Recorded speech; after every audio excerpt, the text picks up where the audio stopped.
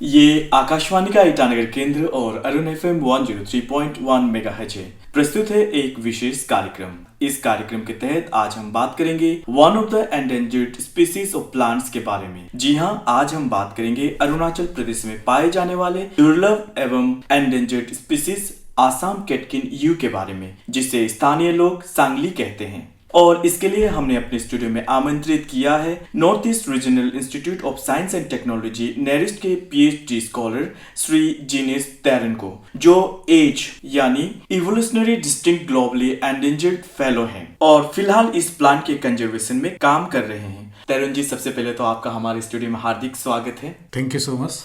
आप एक PhD scholar हैं जो नेरिस्ट से कर रहे हैं। अपार्ट फ्रॉम दिस आप एक एज फेलो भी हैं। तो हम एज के बारे में हल्का सा ब्रीफ में कुछ जानना चाहेंगे। Thank you so much for inviting me. EDGE of existence और एज फेलोशिप एक जूलॉजिकल सोसाइटी ऑफ लंदन उसका एक प्रोग्राम है, जिस प्रोग्राम के जरिए उन लोग ने कंजर्वेशनिस्ट को ट्रेनिंग देते हैं। सो फॉर अर्ली करियर जो होता है तो उन लोग को बेसिकली ट्रेनिंग देता है और मैं भी उसका हिस्सा हूँ। और लास्ट 2022 में अप्लाई किया था, तो वो 2 साल के लिए उन लोग ने वो ट्रेनिंग देता है और एक कंजर्वेशन के लिए एक फंड देता है जो उसका होता है 10,000 ब्रिटिश पाउंड। तो उसमें उन लोग ने जो एज जो है इवोल्यूशनरी डिस्टिंक्ट ग्लोबली एंडेंजर्ड, उन लोग का क्यूरेटेड लिस्ट होता है जो साइंटिस्ट लोग ने, एज साइंटिस्ट लोग ने उसको कैटेगराइज किया है, जैसे कि एज रैंकिंग, जैसे कि 1 2 3 ऐसे करके। जो मेरा जो स्पेसिस है वो जिम्नोस्पर्म है, साइंटिफिक में बोलने से वो जिम्नोस्पर्म।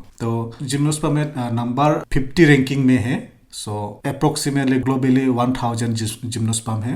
तो मेरा जो ये सांगली जो है तो वो टॉप 50 रैंकिंग में आता है। तो जो एज ऑफ एग्जिस्टेंस जो प्रोग्राम है तो उन लोग ने कैटेगराइज करके, प्रायोरिटाइज करके उन लोग ने कौन सा एज स्पीसीज वो अर्जेंटली नीडेड है तो कंजर्वेशन के लिए। तो यही है एज ऑफ एग्जिस्टेंस जो प्रोग्राम। तो जैसे आपने कहा कि जो एंडेंजर्ड स्पीसीज ऑफ प्लांट्स के बारे में आप कंजर्वेशन किस तरह से करने उस पर काम कर रहे हैं। जब हम आपके काम की बात करें तो आप जिस क्षेत्र में काम कर रहे हैं उससे साइंटिफिकली एमेंटोटैक्सिस असमिका है, जो लोकली असम कैटकिन यू या तो सांगली कहते हैं। तो आपने इससे ही क्यों चुना?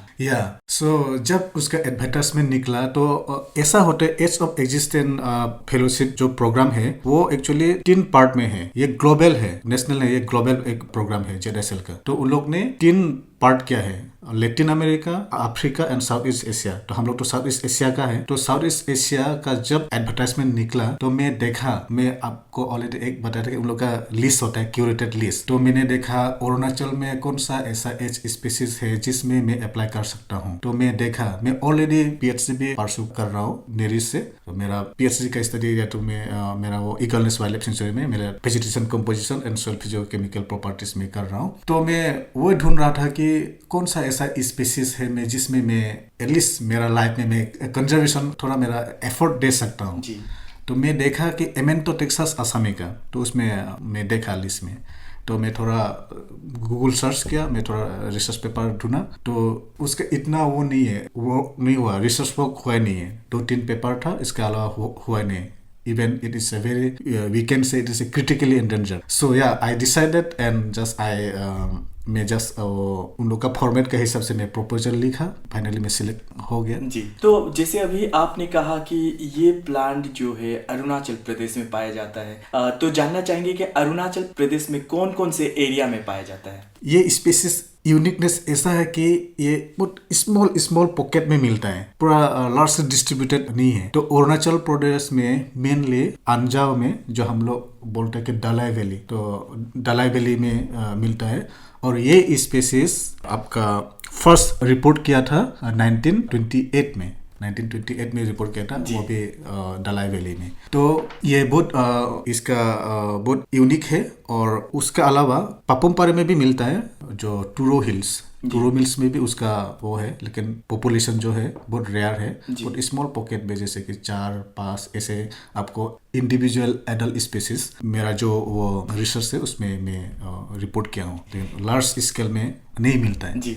तो जैसे अभी आपने कहा कि ये प्लांट जो है जिसे लोकली सांगली कहते हैं, अरुणाचल प्रदेश में पाया जाता है, लेकिन इसे कॉमनली आसाम कैटकिन यू कहते हैं। तो कंफ्यूजिंग नहीं कि प्लांट जो अरुणाचल प्रदेश में पाया जाता है, नाम आसाम कैटकिन यू है, तो ये कंफ्यूजन को किस तरह से दूर करें?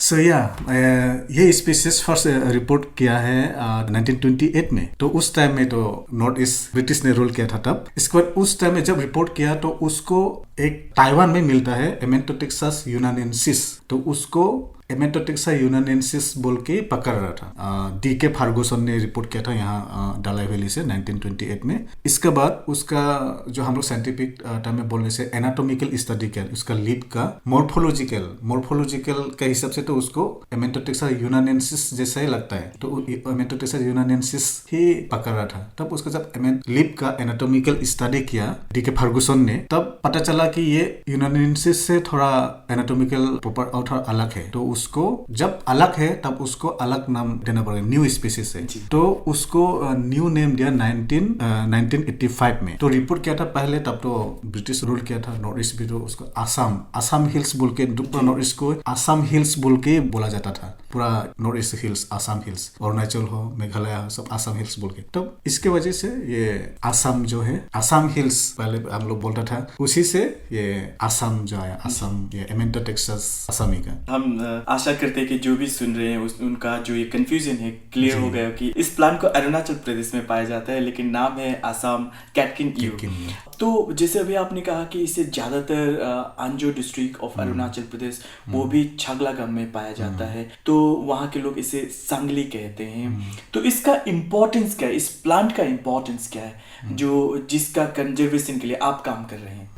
ये बहुत रेयर है, और उसका जो हैबिटेट, हम लोग जो हैबिटेट साइंटिफिक हैबिटेट जो है बहुत यूनिक है। और जो उसका ये स्पीसीज पाया जाता है 16 to 23 मीटर एलिवेशन में, बेसिकली टेम्परेट में होता है। और ऐसा यूनिकनेस है कि माउंटेन का जो पीक है, ये स्पीसीज ऑलवेज ये आपका जिस समय शेडो नॉर्थर्न स्लोप में आप उसको सिंपली बोलने से शेडो धूप गिरता है उस साइड में मिलता है। वो जिस साइड में धूप गिरता है उस साइड में वो नहीं मिलता। हाँ जी, ये है। और उसका जो है ये स्पीसीज जो है स्पेशली जिम्नोस्पर्म, और ये में एक बोलेगा साइंटिफिक टर्म हम लोग डायोसियस बोलता है। डायोसियस ऐसा है कि मेल और फीमेल अलग अलग होता है। उसका जो पेड़ है, मेल अलग पेड़, फीमेल अलग पेड़। और जो मोनोसियस होता है उन लोग एक ही पेड़ में मेल और फीमेल होता है। और ये है डायोसियस, उसका मेल ट्री अलग होगा, आपका फीमेल ट्री अलग होगा। तो इसकी वजह से इसका पॉपुलेशन जो है बहुत रेयर है,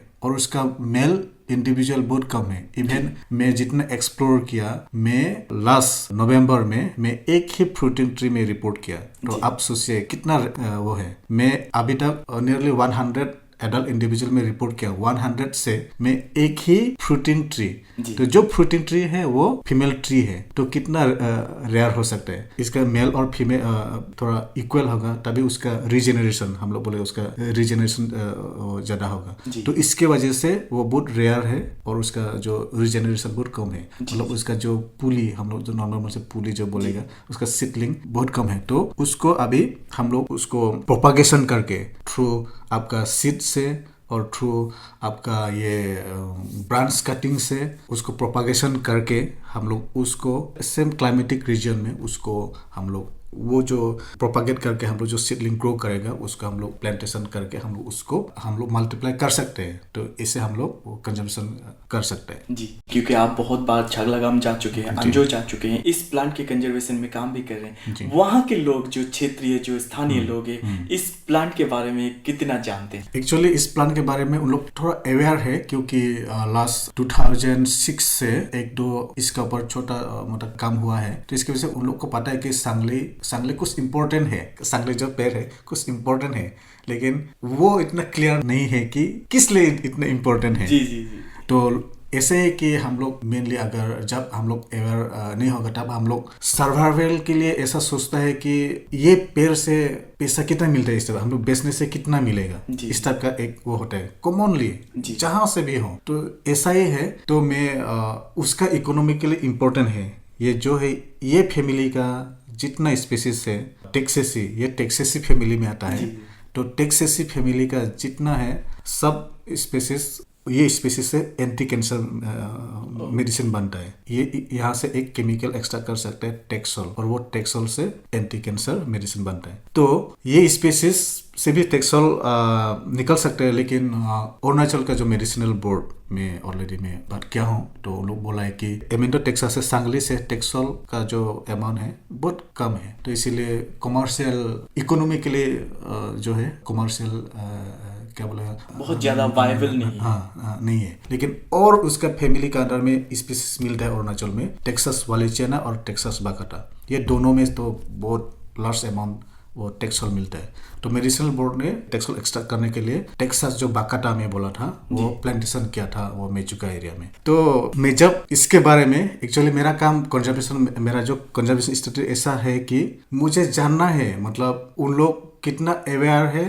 और अगर अवेयर नहीं है तो मुझे जनरेट करना है, अवेयरनेस जनरेट करना है, इसके बारे में मुझे बोलना है, इसके में शेयर करना है। मे बी उन लोग का कुछ ट्रेडिशनल यूज भी हो सकता है ये स्पीसीज, तो उन लोग का एक ही सिंगल यूज है। ये स्पीसीज उन लोग बिलीव करता है कि बहुत हार्ड है, जो टर्माइट उसको क्या बोला खाता नहीं है, जिसके वजह से उसका बहुत लॉन्ग लास्टिंग है। तो इसलिए मैं एक दो घर में मैं वो भी मैं नोटिस किया, जो SF पोल घर बनाने के लिए SF पोल वो सांगली यूज सो अभी थोड़ा वो है, और मे बी इसका ऊपर मतलब उसका नो डाउट इकोनॉमिकली इम्पोर्टेंट है, बट उसका कमर्शियल तो क्या नहीं है, लेकिन इकोलॉजिकली ये बायोडाइवर्सिटी में, ये नेचर में, फॉरेस्ट में उसका कितना इम्पोर्टेंट है, वो मैं जब लोग से मैं बात करता हूँ, लोगों से मिलता हूँ, मैं बताता हूँ कि इकोलॉजी के लिए इसका कितना इम्पोर्टेंट है, क्योंकि हर चीज़, हर फौना फ्लोरा सब इम्पोर्टेंट। एक छोटा चींटी भी कितना इम्पोर्टेंट रोल प्ले करता है, एक जो मधुमक्खी वो कितना उसका जो प्रोपागेशन को जो जर्मिनेशन बोला, पोलिनेशन हम लोग बोलते हैं, तो कितना बड़ा रोल प्ले करता है एक मधुमक्खी। तो ये सब बारे में मैं जब मिलता हूँ, तो स्कूल में हो या लोकल कम्युनिटी में, मैं ऐसे करके हम लोग बात करते हैं, बैठते हैं, तो ये इसी करके मैं थोड़ा जनरल भी कर सकूँ, नॉलेज शेयर कर सकूँ, अवेयरनेस जो मैं इंक्रीज जी। तो जैसे अभी आपने कहा कि इस प्लांट का जो इम्पोर्टेंस है, बहुत कुछ बहुत ज़्यादा अवेयर तो नहीं है, अवेयरनेस ला रहे हैं और अवेयर हो भी रहे हैं। और थोड़ी देर पहले आपने ये भी कहा था कि इसे सेम क्लाइमेटिक कंडीशन में इसे रीजनरेट किया जाता है, तो ऐसे सेम क्लाइमेटिक कंडीशन में जो रीजनरेट करते हैं तो सक्सेस जो रेट है कितना हो सकता है? जी या एक्चुअली ये मेरा नेक्स्ट कंटिन्यू होगा। ऑलरेडी मेरा सीड कलेक्शन, सीड कलेक्शन के लिए अभी फ्रूटिंग हो रहा है जी, ये जो सांगली जो बहुत ब्यूटीफुल है, तो उसका अभी फ्रूटिंग हो रहा है, वो पका नहीं है, तो मैं नेट लगा के रखा हूँ, तो जब वहाँ में गिरेगा तो मैं कलेक्ट करूँगा। उसके बाद सेम वही में मैं छोटा छोटा नर्सरी बेड बना के उसमें मैं वो स्विंग करके तो उसको ग्रो होने दूंगा। ग्रो होने के बाद उसको सेम एलिवेशन और वहाँ का टेम्परेचर सेम क्लाइमेटिक कंडीशन और सेम एलिवेशन में मैं उसको लगा के देखूंगा। नेचुरल फॉरेस्ट में मैं खुद ग्रो किया हुआ स्विंग क्या हुआ वो सीडलिंग लेके मैं खुद नेचुरल में लगा के देखूंगा कि वो ग्रो होता है कि नहीं और सर्वाइवल रेट कितना है। जब मैं एक 100 सीडलिंग लगाया, 100 में से कितना सर्वाइव कितना, तो वो मैं क्या ना अभी मतलब करने के लिए मैं वो कर रहा हूँ, इसे वो कलेक्शन हो रहा है। तो इसके बाद मैं एक्चुअल में ये बता पाऊंगा कि उसका सर्वाइवल रेट कितना है, क्योंकि उसका सर्वाइवल अभी तक नेचुरल में भी स्टडी हुआ नहीं। तो इसीलिए मैं बोला कि ये स्पीसीज कितना इम्पोर्टेंट है और कितना रेयर है, क्योंकि एक दो रिसर्च आर्टिकल में मैं पढ़ा था, जो मैं बोला आपका पापुमपर में भी मिलता है, वहाँ में बोला था कि वो पेपर में मेंशन किया है कि गुड रिजेनरेशन, मतलब वहाँ में रिजेनरेशन हो रहा है। पुली का जो नंबर है ज़्यादा है एडल्ट से, जब एडल्ट से पुली का नंबर ज़्यादा होगा, सीडलिंग का ज़्यादा होगा, तब हम लोग उसको गुड रिजेनरेशन पकड़ेगा। तो वहाँ ऐसा ही बोला। तो जब मैं वहाँ में विजिट किया तो मैं 2-3 ही में सीडलिंग मिला। तो डेट मीन्स उस टाइम में 2010-12 में जब स्टडी किया था तब सीडलिंग था, लेकिन मैं जब 2022 में मैं किया तो सीडलिंग तो नहीं है, मे बी वो मर गया जी। तो क्यों मर गया, इसलिए वो एक इम्पोर्टेंट एक एस्पेक्ट है कि उसका सर्वाइवल रेट जानने के लिए जी। तो और क्यों मर गया उसका फैक्टर भी जानना वो जरूरी है। तो तो इसलिए आपका जो क्वेश्चन है उसका सर्वाइवल रेट कैसा होगा, तब मैं नेक्स्ट में मैं बता पाऊँगा कि उसको वो सर्वाइवल मतलब उसका सर्वाइवल रेट कितना होगा। जी, तो जरूर हम आशा करेंगे कि नेक्स्ट टाइम जब हम बात करेंगे तो हम ये भी जान पाएंगे कि जो सांगली का जो सर्वाइवल रेट है, आप जिस तरह से रिजेनरेट करते हो। हम आपसे जानना चाहते हैं कि आपने जब ये अब तक जो काम किया इसमें आपको सक्सेस कितना मिला है? एक्चुअली मैं बहुत सपोर्ट मिला डिपार्टमेंट से भी, फॉरेस्ट डिपार्टमेंट से भी। मेरा परमिशन है 2 ईयर्स था, 1 ईयर करके परमिशन देता है। तो मेरा 2023 का भी मेरा नेक मास्टर मेरा परमिशन है। तो इवन डिपार्टमेंट से भी और मेरा जो हॉर्स इंस्टीट्यूट में जहाँ मैं PhD परस्यू कर रहा हूँ वहाँ से भी, और इवन मिसिमी हिल्स दलाई वैली में वहाँ से भी बहुत सपोर्टिव है। जी, मैं एक बार यहाँ में बोलना चाहूँगा कि लोग बोलता है कि पहाड़ एरिया है, थोड़ा रिस्की है। तो ऐसा नहीं है कि मेरा पर्सनल एक्सपीरियंस में मैं वो बताना चाहूँगा कि ये टॉक में, ये इंटरव्यू में, कि लोग बहुत अच्छा है। इवन आज भी कॉल किया है मुझे जो होस्ट करता है वहाँ में दलाई वैली में, स्पेशली मिथुना बोल के वो विलेज है। तो वो मिथुना विलेज में मैं ज़्यादा बैठता हूँ क्योंकि मिथुना मेटेंगलियांग ये सब एरिया में ज़्यादा पॉपुलेशन है। तो मैं वही में बैठता हूँ, बहुत बात करता हूँ। तो वो आज भी कॉल गया जब वहाँ में तो इंटरनेट मिलता नहीं है, आपका हाईलैंड से लेके अब चकला गरक इंटरनेट नेटवर्क मिलता नहीं है। तो जब उन लोग हाईलैंड आता है, नेटवर्क मिलता है, मुझे कॉल आएगा, एक तो कॉल आएगा। तो आज भी सुबह आया तो मैं भी बताया मैं रेडियो सेंटर जा रहा हूँ, मैं ये दलाई वैली के बारे में, सांगली के बारे में बात करने जा रहा हूँ। तो वो भी खुश हुआ कि हाँ वो दलाई वैली के बारे में और लोग जानेगा और लोग आएगा, हम लोग को कुछ सिखाएगा। तो आपने सांगली स्पीसीज के साथ साथ आपने ये भी बताया कि पहाड़ी लोग कितने हॉस्पिटेबल होते हैं, कुछ काम करते हैं। तो आपने कहा कि आपको सफलता तो बहुत अच्छी तरह से मिले कि लोग बहुत सपोर्टिव रहे हैं, लेकिन कुछ भी, जैसे कि मैंने पहले कहा कि कुछ भी काम करते हैं तो कुछ चैलेंजेस, कुछ डिफिकल्टीज तो जरूर आते हैं। तो साथ ही जानना चाहेंगे कि इस कंजर्वेशन के दौरान आपको क्या क्या डिफिकल्टीज या क्या क्या चैलेंजेस फेस करने पड़े? एक्चुअली मैं जो माउंटेन में वो चैलेंज होता है कि हम लोग यहाँ में रेनफॉल बहुत ज़्यादा होता है, रेनफॉल भी ज़्यादा है। तो ड्यूरिंग मानसून तो वो काम करना पॉसिबल नहीं होता है। और मैं ऑलरेडी बताया कि वो बहुत स्टीप में होता है जी। तो वो लोकेशन तक पहुँचने में थोड़ा फिजिकली थोड़ा स्ट्रॉन्ग होना पड़ेगा, वो एक चैलेंजिंग है। और ये वेदर हो गया, और जब मानसून में तो जाना ही नहीं है, बारिश टाइम में, और रास्ता तो लैंडस्लाइड होता है। लैंडस्लाइड में जब फर्स्ट नहीं सेकेंड टाइम गया था तब लैंडस्लाइड की वजह से मैं केवल हाईलैंड पहुंच नहीं पाया, मैं आधा रास्ता से मैं लौट के आया तेजू। तो ये सब चैलेंजेस है। कम्युनिटी तो सपोर्टिव है, और लेकिन वो है कि क्योंकि बहुत बिजी होता है वहाँ में, लोग काम करते हैं खेती में, बहुत बिजी है। जब वहाँ जाएगा तब वो एक्सपीरियंस करेगा। तो बहुत बिजी होता है कि काम, जैसे कि उन लोग का मेन जो क्रॉप है वो लार्ज कार्डामन है, इलायची है। तो वो इलायची हार्वेस्टिंग टाइम में हो या उसको जो लगाने के टाइम में, उस टाइम उन लोग एनी टाइम उन लोग उसमें ज़्यादा बिजी होता है। मैं जितना मैं एक्सपीरियंस किया तो उस टाइम में थोड़ा मिलना मुश्किल होता है, लेकिन मैं थोड़ा वो करता हूँ कि मैं इसीलिए मैं मार्केट में नहीं बैठ के, टाउन में नहीं बैठ के, मैं घर में बैठ जाता हूँ। मिसी में विलेज में बैठ जाता हूँ, मिसी में विलेज में घर में सो जाता हूँ। तो शाम तक तो सब आ जाता है, तो अच्छा एक महफिल बनता है। तो महफिल बन के उसमें बहुत सारा बात कर सकते, उन लोग क्या क्या प्रॉब्लम फेस करता है, बीमार हो या जो भी हो, पॉलिटिकल के बारे में हो, स्पोर्ट के बारे में हो, एवरीथिंग। तब और ये कंजर्वेशन सांगली के बारे में भी हो, तो ये बात करने के लिए एक मौका उस टाइम में मिलता है। तो मैं वो यूटिलाइज करता हूँ। मैं दिन में और टाउन में नहीं बैठ के, मैं मिसी में घर में सोता हूँ, मिसी में घर में बैठ के आराम से। चैलेंजेस तो वही है, और मेजर चैलेंजेस तो मैं बोलेगा फन। तो विदाउट फन मैं कैसे पहुँचूंगा वहाँ में? लेकिन वहाँ काम करने के लिए तो इतना चैलेंजिंग ना, अभी तो सपोर्टिव है। लेकिन अभी अगर फन होने से, मेजर में एक सिंगल चैलेंजिंग बोलने से वो फन कैसे फन लाना, वो जी। तो आशा करते हैं कि आने वाले दिनों में ये जो फंड का जो चैलेंज है वो भी दूर हो जाए। आपसे जानना चाहते हैं कि क्योंकि आपने कहा कि जो आसाम कैटकिन ईयू या तो सांगली के हैं, इसे कंजर्व करना, इसे प्रिजर्व करना बहुत इम्पोर्टेंट है। तो हर एक आम आदमी अपना योगदान किस तरह से दे सकते हैं ताकि इस प्लान को कंजर्व किया जा सके? तो ऐसे कर सकते हैं कि जो उसका जो हैबिटेट है वो जो स्मॉल स्मॉल में जो बोला ऑलरेडी स्मॉल स्मॉल पॉकेट में वो मिलता है। इंडिविजुअली उसको उन लोग ने एडॉप्ट भी कर सकते हैं वो एरिया वो लैंडस्केप। और ये भी है कि अभी ये भी एक वो है रास्ता है कि कम्युनिटी रिजर्व होने से उन लोग अपना एक रोल होगा, उन लोग का एक बॉडी होगा लोकल का। फॉर एग्जाम्पल डालाई वैली में एक डालाई कुछ रिजर्व, उसको अगर कम्युनिटी रिजर्व उन लोग ने अप्रोच किया और उन लोग ने अप्रूवल मिल भी गया, तब तो उन लोग ने उसका उन लोग का ऊपर होगा, उन लोग कैसे पेट्रोलिंग करेगा वहाँ में।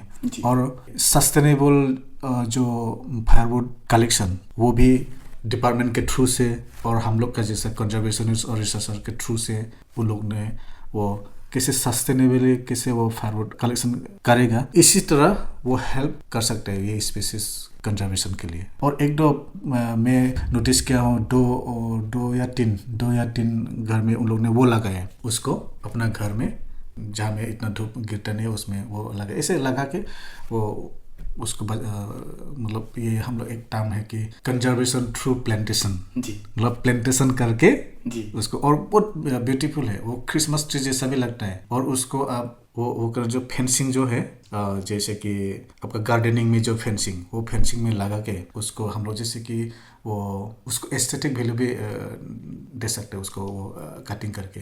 रिसेंटली वो मेरा एक लंदन टूर था, लंदन में मैं वो देख के आया।